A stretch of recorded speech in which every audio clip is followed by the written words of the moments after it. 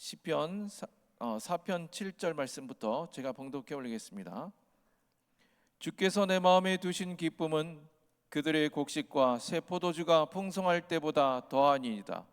내가 평안히 눕고 자기도 하리니 나를 안전히 살게 하시는 이는 오직 여호와이시니이다.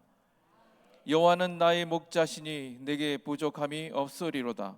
그가 나를 푸른 풀밭에 누이시며 쉴만한 물가로 인도하시는도다.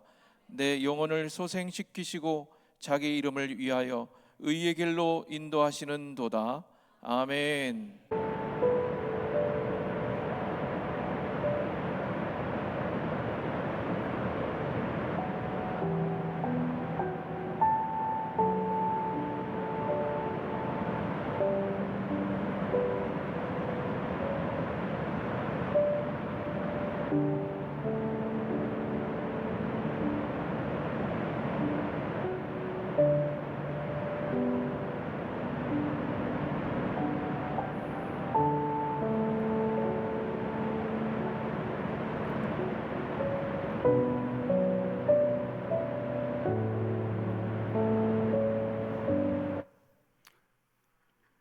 이걸 왜 보여주나? 보시니까 좀 어떠세요? 더위가 싹 가시는 것 같지요? 이 시원한 폭포 영상을 보시니까 여름 마음도 시원함을 느끼실 겁니다. 이 영상을 보시면서도 우리가 시원함과 함께 심신의 힘을 얻는 것 같은데, 우리가 자연 속에서 함께 한다면 얼마나 더 좋을까 하는 생각을 우리가 갖습니다. 오늘 저는 여러분과 함께 더불어서 그리스도인의 여름 휴가는 어떻게 보내야 할까? 또 우리 그리스도인이라면 이런 휴가를 어떻게 우리는 맞고 보내야 할까? 가서 무조건 잘 쉬고 놀고 먹고 그리고 오면 되는 거지요. 이렇게 말할 수도 있습니다. 여러분, 오늘 이 말씀을 보면은 여기 시편 4편 7절 8절에 기록된 말씀을 보십시오. 우리 7절을 같이 한번 읽겠습니다. 시작. 주께서 내 마음에 두신 기쁨은 그들의 곡식과 새 포도주가 풍성할 때보다 더하니이다. 주님께서 내 안에 주신 기쁨은 세상에서 우리가 누리는 것을 풍성히 누리는 것보다 더 귀하다는 겁니다. 이 말을 다른 말로 하면은 물질적인 풍요로 인한 만족은 하나님의 임재를 아는 지식에서 얻은 풍성한 기쁨에 결코 비교할 수 없다는 거예요. 어찌 이것을 하나님을 아는 지식에 또 하나님을 모시고 섬기는 삶에 비교할 수 있겠냐는 겁니다. 그래서 8절에 그렇게 말하죠. 우리 8절을 같이 한번 또 읽겠습니다. 시작. 너희가 평안히 눕고 자기도 하리니 나를 안전히 살게 하시는 이는 오직 여호와이시니이다. 오직 그 여호와께서 평안한 마음을 주시는 진정한 근원이 되신다, 이 말이에요. 하나님만이 진정한 우리의 심신에 평안을 주시는 근원이 되시는 분이 누구라고요? 여호와 하나님이시다. 그래서 우리 요한복음 14장 27절에 보면 예수님이 친히 그렇게 말씀합니다. 평안을 너에게 끼치노니 곧 나의 평안을 너에게 주노라. 내가 너에게 주는 것은 세상이 주는 것과 같지 아니하니라. 너희는 마음에 근심하지도 말고 두려워하지도 말라 하는 거예요. 하나님 주시는 참된 평안, 참된 기쁨이 어디에 있을까? 이제 이번 주간이 여러분 휴가철 가운데에서도 가장 피크입니다. 가장 뜨겁고, 또 그래서 아이들의 방학이 다 시작됐고, 회사에서도 이 휴가를 통해서 산을 찾는 사람도 있고 바다를 찾는 분도 있고 계곡을 찾고 시원한 그늘에서 수박을 쪼개가면서 가족끼리 함께 오순도순 보내는 사람도 있을 뿐만 아니라 어떤 사람들은 기도원을 찾아서 기도원에서 영적인 것들을 충족시키려고 온갖 애를 쓰는 분들이 있습니다. 그래서 이맘때에는 사람들이 휴가를 어떻게 보내야 좋을지 즐거운 고민도 잠시 해보면서 휴가 계획을 세우고 있습니다. 여러분, 모처럼 휴가를 가면서 일상에 큰 힘이 될 수 있는 보람된 휴가를 보내는 사람이 있는가 하면 도리어 휴가로 인하여 심신이 더욱 피곤해 짓눌려서 힘들어하는 휴가 후유증에 시달리고 고통스러워하는 분들도 없잖아 있습니다. 자, 이런 휴가는 휴가라고 할 수가 없지요. 휴가는 제가 알기로는 4가지 의미가 충족되어야 한다. 그 첫째는 만족이 있어야 합니다. 만족해야 돼요. 두 번째로는 즐거움이 있어야 돼요. 그리고 세 번째로는 쉼이 있어야 합니다. 그리고 마지막 하나 더 말씀을 드리면 이로 인해서 회복을 꾀하는, 회복이 되는 귀한 휴가가 되어야 될 줄로 믿으시기를 바랍니다. 그래서 휴가를 통해 새롭게 도약할 수 있는 힘을 얻고 의지를 가질 때, 이번 휴가는 참 좋았어, 뜻깊었어, 또 이렇게 우리는 일반적으로 말을 합니다. 그런데 이 휴가에 대한 좋은 글이 없을까? 제가 참 평소에 존경하는 목사님이 한 분이 계셨어요. 늘 형님처럼 생각했고 그 목사님 저를 또 아우처럼 다 아껴주시던 고운 목사님이 계십니다. 안산제일교회를 심호하셨다가 지금은 천국에서 영원히 휴가를 맡고 있어요. 그래, 천국에서 휴가를 보내고 있는데 그분이 휴가라고 하는 이 시가 있더라고요. 참 저도 한 번 읽고 또 읽으면서 굉장히 마음에 감동이 됐습니다. 제가 한번 여러분들에게 읊어드리겠습니다. 센스가 있으면 반주를 좀 해주면 더 좋겠고요. 그래서 휴가는 갈 수 있어 행복한가? 휴가를 갈 수 없어 불행한가? 그렇지 않으리라. 할 일이 없어 떠나는 사람도 있고 할 일 많아 떠나지 않는 사람도 있다. 병들어 쉬는 사람도 있고 건강에 쉴 수 없는 사람도 있다. 쉬어본 적 없어 쉬러 가는 사람도 있고 너무 많이 쉬었기에 쉴 필요 없는 사람도 있다. 무엇인가 얻어오는 사람도 있고 소중한 것을 잃어버리고 온 사람도 있다.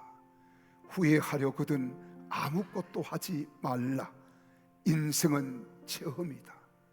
또한 한 번에 두 길을 갈 수도 없다. 우리에게 소중한 길은 주어진 길이거늘 우리도 이 땅의 휴가가 끝난다면 그곳에 들어갈 수 있으리라. 영원히 휴가가 필요 없는 그곳에. 자, 여기에 고은 목사님은 진정한 쉼, 진정한 휴가는 하나님 나라에 있다 하는 말씀으로 막을 내립니다. 그렇습니다. 이 땅에 살아가는 동안에는 끊임없이 휴가를 얻어서 쉬고 회복하고 새롭게 각오하고 또 다짐하면서 일어서야 하는 삶이 이 땅에는 계속 연속적으로 이루어지고 우리 앞에 펼쳐지는 겁니다. 그때 사람들은 삶에 지치게 되어 있어요. 그래서 수고하고 무거운 짐을 지고 가다가 견딜 때까지 견디어 보면서 살다가 쉬고 힘을 얻은 듯하면 또 달려가는 것, 이것이 바로 인생이라고 합니다.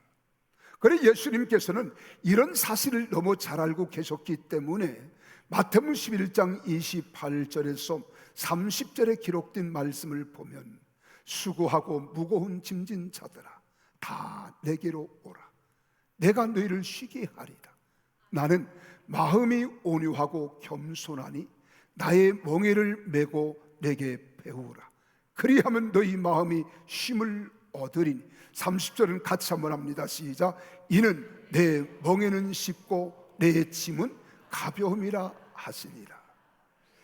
근데 우리가 예수를 믿으면서도 여러분 쉽고 가볍기보다는 너무 힘들어하는 사람들이 많아요. 야, 예수 믿는 게 왜 이렇게 힘들어? 이게 예수 믿는 것일까? 내가 예수 믿는 것이 정말 후회가 된다라고 생각하고 예수 앞에 안 나오자니 지옥 갈 것 같고 믿자니 괴롭고 얼마나 힘들어하는지 몰라요. 한번 그런 분들에게 다시 한번 내 신앙을 점검해 보면서 뒤돌아보라고 저는 말하고 싶습니다. 우리가 찬송가 가운데에서도 그런 찬송이 있잖아요. 무거운 짐을 나홀로 지고 견디다 못해 쓰러질 때라고 하는 찬송이 있어요. 여러분, 이런 찬송을 우리가 보면은 정말 우리가 예수를 믿고 섬기는 궁극적인 목적이 무엇입니까? 우리가 예수를 믿고 구원받아 영원한 생명을 누리는 것은 당연한 것입니다. 그러나 이 땅에 살아가면서 우리가 신앙생활하는 가운데 신앙을 가진 자들이 가정생활, 사회생활, 학교생활, 여러분 직장생활, 그리고 삶을 함께 나누며 살아가는 우리는 모든 사람들과 함께 견주어 비교해 볼 때 좀 쉽고 안식을 누리며 평안한 가운데 기쁨과 즐거움을 누리는 것, 이것 아닐까요? 여러분, 그런데 여러분, 우리는 무거운 짐을 나홀로 지고 견디다 못해 쓰러지고 또 넘어지고 또 일어났다가 또 쓰러지는, 이것이 인생이라고 말하지만 그래서 휴가가 꼭 사람에게는 필요한 거야 라고 이야기하지만 오늘 시편 기자 다윗은 이 비결을 알았습니다. 그래서 그는 오늘 여기 시편 4편에서도 또 23편에서도 말하는 거예요. 저는 이 시편 23편 한 소절 1절만 우리가 읽어도 야, 참 포근함이 있구나, 아름다움이 있고 행복함이 있어. 여호와는 나의 목자시니 내게 부족함이 없으리로다. 여러분, 이 말씀을 들으면 어떤 생각이 지그시 떠올려집니까? 어떤 마음이 들던가요? 여호와는 나의 목자시니 내게 부족함이 없으리로다. 이 말씀을 다른 말로 하면 여호와 하나님을 목자로, 다윗 자신을 양으로 전제하면서 하나님에 대한 절대 의존, 절대 신뢰를 노래하고 있는 겁니다. 우리들에게 절대 공감을 불러일으키는 내용이잖아요. 아하, 맞아, 정말 그래. 하나님이 나의 목자가 되시고 나는 그의 양이 되었다면 여호와는 나의 목자시니 내게 부족함이 없으리로다. 그 다음에 그렇게 전개됩니다. 그가 나를 푸른 초장으로 인도해 주신다는 거예요. 쉴만한 물가로 인도해 주시고 눕게 해 주시겠다 라고 찬양하는 겁니다. 여러분, 나의 목자시니, 이 목자라고 하는 말을 원어에서 보면 네 가지 의미를 우리에게 보여해 주고 있어요.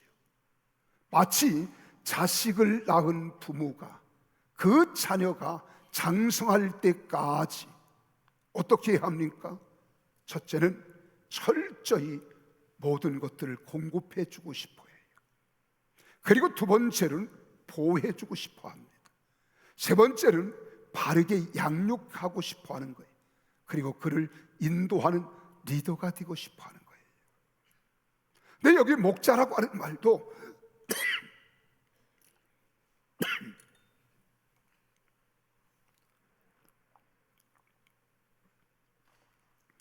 이 네 가지를 여기에 함축시키고 있습니다. 그 첫째는 공급, 먹인다는 거예요. 목자는 양떼들을 먹인다. 또 두 번째로는 돌본다. 이건 보호한다는 거예요. 세 번째로 양육한다, 바르게 키운다는 거예요. 그리고 네 번째로는 다스리고 관계를 맺고 이끌어 간다는 거예요. 그래서 여러분, 양은 목자를 만났을 때 어떤 목자를 만나느냐가 중요한 겁니다.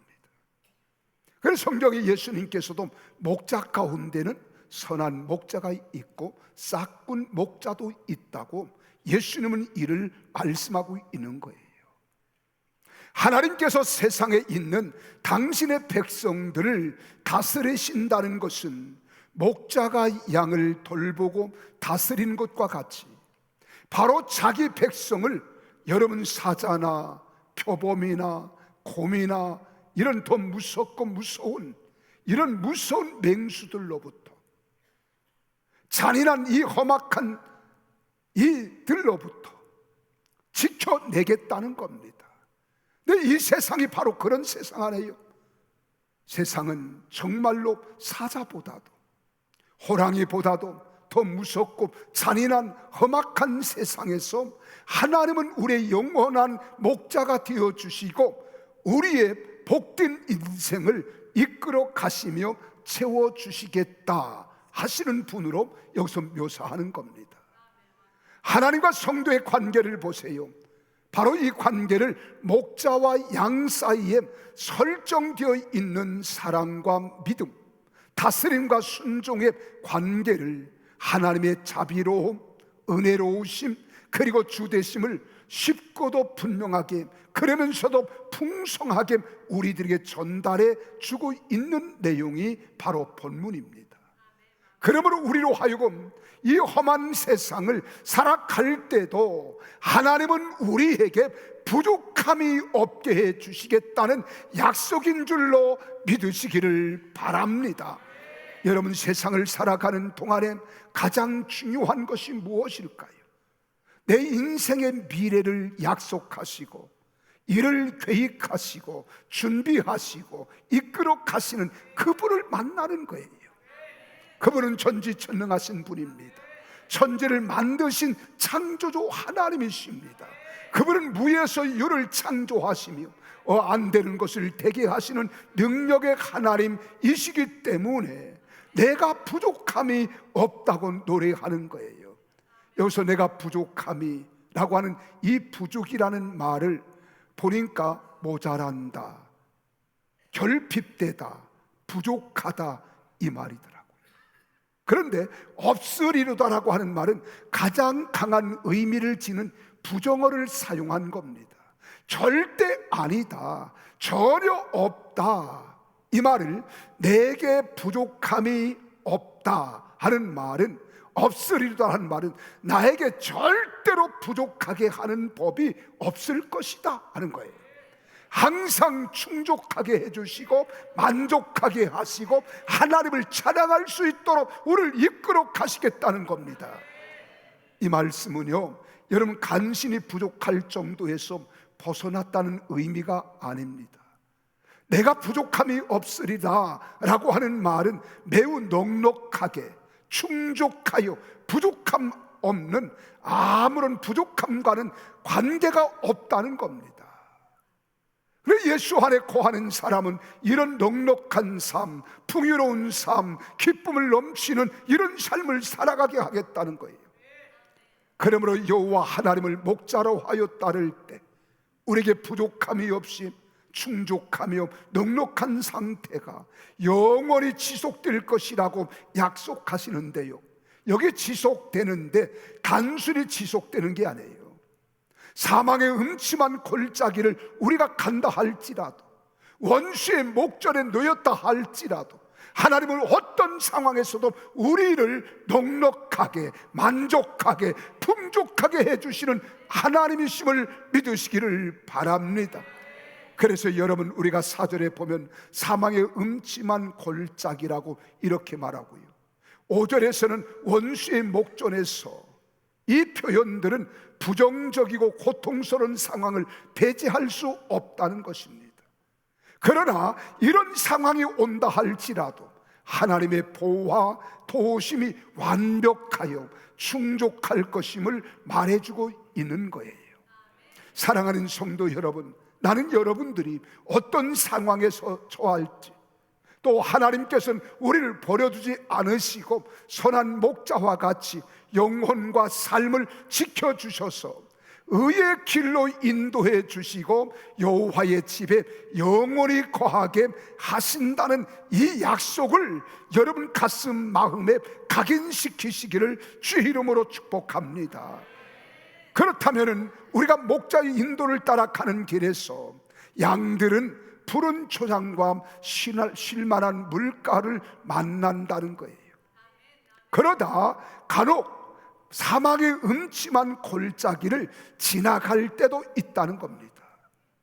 그때마다 목자 되신 하나님은 양된 우리를 넉넉하게 건져주시고 보호할 뿐만 아니라 궁극적으로 풍성한 삶을 베풀어 영원한 축복을 체험하게 해 주시겠다는 거예요.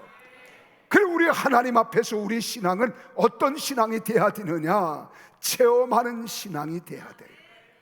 여러분이 어려움을 당할 때, 힘겨워할 때, 내가 어찌할 바를 모를 때 하나님은 살아계시는구나, 하나님은 역사하시고 나와 함께 하시고 동행하신다는 사실을 고백할 수 있는 이런 간증이 나올 수 있는 경험이 이루어져야 되는 거예요. 자, 오늘 우리 노경민 우리 성도님이 제자 훈련을 마치는 과정 가운데 있었던 경험들을 말하잖아요. 처녀 때에 병원에 갔더니 여성의 생식기에 문제가 있었다. 얼마나 고민을 했겠어요. 근데 결혼하면서 바로 어린 생명을 잉태하는 축복을 받았어요. 온 가족들이 기뻐하는 것 아니겠어요? 근데 그 중간에 19주가 되었을 때 이런 복통을 느끼고 통증을 느꼈더니 맹장 같기도 하다고 하고, 큰 병을 어린 아이를 잉태했으니까 큰 병원에 가보라는 권고를 들었을 때 얼마나 불안해했겠어요. 남편에게 이야기하고 남편은 또한 어머니에게 말씀을 드리고, 어머니는 신앙으로 권면하고 권고하고 든든한 믿음의 후견자가 되어서 옆에서 일러주는 어머니의 말씀, 얼마나 감동이 됐겠어요. 그런데 씻은 듯이 깨끗하게 고통이 사라졌다는 이 경험, 얼마나 감사합니까? 얼마나 놀라워요. 우리는 시시때때로 일어난 일들이 우리 앞에 똑같이 일어나는 일은 아니지만 세상을 살아가는 동안에는 이런 일들이 비일비재하게 우리에게 있다는 거예요. 그때 우리는 하나님을 찾습니다. 신을 찾습니다. 그때 하나님께서 우리의 기도를 들으시고 응답해 주시면 이것이 경험이고 이것이 체험이며 믿음을 진일보 나아가게 하는 동기가 될 줄로 믿으시기를 바랍니다. 이런 경험을 하자는 거예요. 왜요? 하나님이 살아계시기 때문에, 하나님은 우리와 함께 하시기 때문에 이러한 기쁨, 이러한 즐거움, 이러한 은혜를 경험할 때 우리는 세상이 겁나지 않은 거예요. 두렵지 않은 거예요. 믿으시면 아멘 하십시다. 이처럼 양은 여러분 항상 목자의 의식을 하게 되어 있어요. 하나님을 인식하게 되어 있어요. 우리는 목자이신 하나님을 떠나서는 결코 만족한 삶을 누릴 수 없다. 우리 주님이 함께 하심으로 나는 그 주님과 함께 나의 목자가 되시고 나는 그의 양이 되므로 내가 어떤 일을 만날지라도 무슨 일을 겪는다 할지라도 결코 두려워하지 않는다, 낙심하지 않는다, 이런 믿음이 우리에게 다가와야 되는 거예요. 근데 우리가 10년을 믿고 20년을 신앙생활하면서도 이런 경험이 없으면 우리 신앙도 상당히 무료해지기 시작하는 거예요. 근데 회의에 빠지고 좌절하고 절망하잖아요. 근데 우리 주님이 오신 목적이 있습니다. 도둑놈이 오는 목적은 도둑질하고 죽이고 멸망시킨 게 도둑놈의 목적이에요. 근데 우리 주님은 내가 온 것은 양으로 생명을 얻게 하되 더 풍성히 얻게 하려 하심이니라. 이 풍성이라고 하는 말은 여러분 생명, 여러분 삶의 질, 우리 마음, 우리의 생각, 우리의 모든 환경 다 풍성하게 하나님께서 만들어 주신다는 거예요. 그래서 요한복음 15장 5절에 그렇게 말하잖아요. 나를 떠나서는 너희가 아무것도 할 수 없느니라. 우리는 포도나무에 붙어있는 가지와 같이 끝까지 가지는 나무에 붙어 있을 때 영양분을 빨아들이고 흡수해서 잎이 피고 꽃이 피고 열매를 맺듯이 우리가 주님 안에 있을 때 이런 평안, 기쁨, 은혜 누릴 줄 믿으시기를 예수님 이름으로 축복합니다. 그래서 인간은 그가 가진 권세나 명예나 부유함에서 진정한 만족을 찾을 수 없습니다. 이러한 것들은 인간의 삶에서 일시적인 기쁨과 풍요를 누리게 할 수 있을지는 모르지만 결국에는 사라지고 만다는 거예요. 그래서 허무한 것입니다. 이를 안 다윗은 이렇게 고백하잖아요. 시편 34편 9절 10절에서 말합니다. 너희 성도들아 여호와를 경외하라. 그를 경외하는 자에게는 부족함이 없도다 하는 거예요. 부족함이 없도다. 10절에도 그렇게 말합니다. 젊은 사자는 궁핍하여 줄일지라도 여호와를 찾는 자는 모든 좋은 것에 부족함이 없으리로다 하는 거예요. 그렇습니다. 여호와 하나님을 목자로 삼고 경외하는 자들은 전능하신 하나님, 모든 것이 부족함이 없으신 하나님의 공급하심과 충만하게 하심과 보호하심으로 인하여 영원히 만족한 삶을 누리게 될 줄로 믿으시기를 바랍니다. 어디 그뿐인가요? 그러면서 이렇게 말합니다. 나를 푸른 초장에 누이시며 쉴만한 물가로 인도하시는 도다. 이렇게 엮어갑니다. 목자이신 하나님의 보호를 받아 풍족함을 누리는 양의 비유를 말하는 거예요. 나를 푸른 초장에 단순히 양이 먹을 수 있는 풀이 많이 나 있는 녹지대만을 여기서 지칭하는 것은 아닙니다. 이 말은 거주할 수 있는 곳, 광야의 뜨거운 햇빛을 피하여 쉴 수 있는 그늘진 곳도 포함하는 이상적인 목초지를 나타낼 때 사용하는 표현이 나를 푸른 초장에 누이시며 라고 하는 거예요. 여기서 나를 누이시며라고 하는 말은 누인다, 눕다, 엎드리다 하는 거예요. 배가 불룩하게 풀을 뜯은 양이 이제 세상에 근심 걱정이 없어요. 태양빛은 내려지는데 시원한 나무 그늘 밑에 아이고 여기가 좋구나. 그리고 다 옆으로 누워가지고 이리 둥글 저리 둥글 하면서 코를 덜덜 구는 게 아니라 되새김질을 하는 거예요. 이 되새김질하는 양들을 한번 연상해 보세요. 지금 그것을 우리에게 생각하게 하고 있는 겁니다. 하나님께로부터 오는 안식, 하나님께로부터 오는 쉼, 얼마나 완전한 것인가를 선명하고도 아름답게 나타내주며 묘사하고 있는 말씀이잖아요. 다시 말씀드리면 목자가 양들을 푸른 초장에 인도하고 그 양들이 원하는 대로 풀을 뜯고 평안히 쉴 수 있는 것과 같이 여호와 하나님께서는 피곤한 인생들에게 쉴 수 있는 참된 안식처를 제공해 주신다는 이야기입니다. 쉴 만한 물가로 인도하신대요.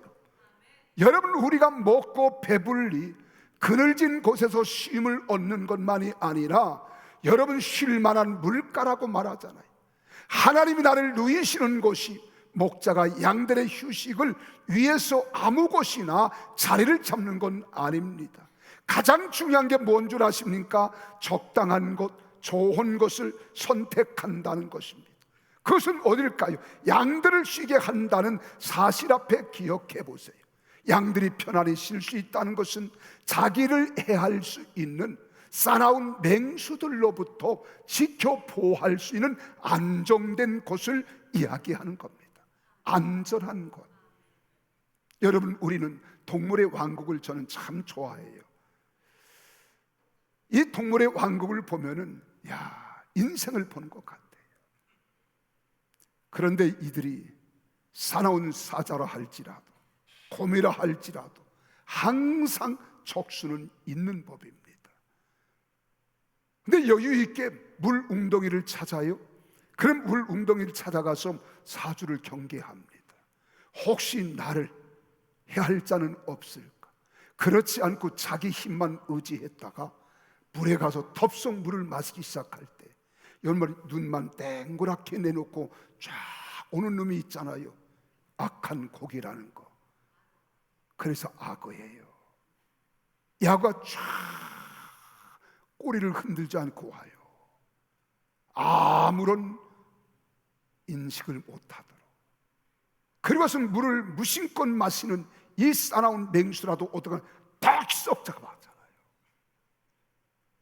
그때 입을 물린다든가 머리를 물린다든가 그 무시무시한 악어 이빨에 딱 끼었을 때 끌고 들어가잖아요. 오늘 여기서 우리는 그것을 연상하면 됩니다. 여러분, 우리가 세상을 살아가는 동안에 세상은 험한 세상이에요. 죄악으로 가득한 세상입니다. 가장 안전하게 쉼을 누릴 수 있는 것은 여호와께서 불꽃 같은 눈동자로 그의 백성들을 밤낮 지키고 있기 때문입니다. 그래서 주님은 수고하고 무거운 짐진 자들아 다 내게로 오면 내가 너희를 평안히 쉬게 해 주시겠다는 거예요. 그래서 무명의 시편 기자는 여러분 시편 121편 4절에서 그렇게 말합니다. 이스라엘을 지키는 이는 졸지도 아니하시고 주무시지도 아니하시리로다. 여러분, 불철주야 당신의 백성들을 안전하게 쉼을 얻고 힘을 얻도록 지키시고 보호하시고 함께 동행하고 계신다는 것을 찬양하고 있는 내용입니다. 그러므로 살아가는 여러분 우리가 피서를 갈 때에도 모든 것 다 잊어버리고 그리고 뒤로 한 채 우리가 산을 찾습니다. 계곡을 찾아요. 바다를 찾고 시원한 곳을 찾습니다. 그러나 주님만은 버리지 마십시오. 주님과 함께 걸어가기를 바랍니다. 주님과 함께하는 휴가가 될 수 있도록 하십시오. 그래야 휴가를 통해서 영혼을 소생시키시고 의의 길로 인도하심을 깨닫고 경험하고 돌아오는 멋진 휴가가 될 줄로 믿습니다. 여러분 3절에 보세요. 뭐라고 했습니까? 내 영혼을 소생시키시고 이렇게 말합니다. 여기서 영혼이라고 하는 말은 나푸시라는 말을 쓰더라고요. 이 말은 생명, 마음, 몸, 기력, 인간이 가진 모든 존재성을 이야기하고 있는 거예요. 내 영혼을 소생시킨다는 말은 내 생명을, 내 마음을, 나의 몸을, 나의 기력을 소생시켜 주신다는 거예요. 전 존재가 회복되고 소생하는 겁니다. 나는 이번 여름 휴가가 아무리 무더울지라도 여러분 생명, 마음, 몸, 기력 이런 것들이 다 회복되어지기를 주의 이름으로 축복합니다. 그럼 여기 소생이라는 말은 무슨 말이냐? SPF 그랬어요. 이 말은 돌이키다는 말이에요. 회복시킨다는 거예요. 새롭게 하다는 거예요. 범죄한 인간이 죄에서 돌이켜 하나님께로 돌아서는 것, 극심한 고난 가운데 있는 그 생명을 다시 살려내시는 것, 연약해진 사람이 하나님의 공급과 안식케 하심으로 영역이 완전히 회복되어지는 이 의미를 내포하는 거예요. 이번에 나는 여러분들이 다 회복되기를 바랍니다. 영으로 살아나기를 바랍니다. 마음의 기쁨과 감격이 넘쳐나는 이번 휴가가 되어지기를 예수님 이름으로 축복합니다.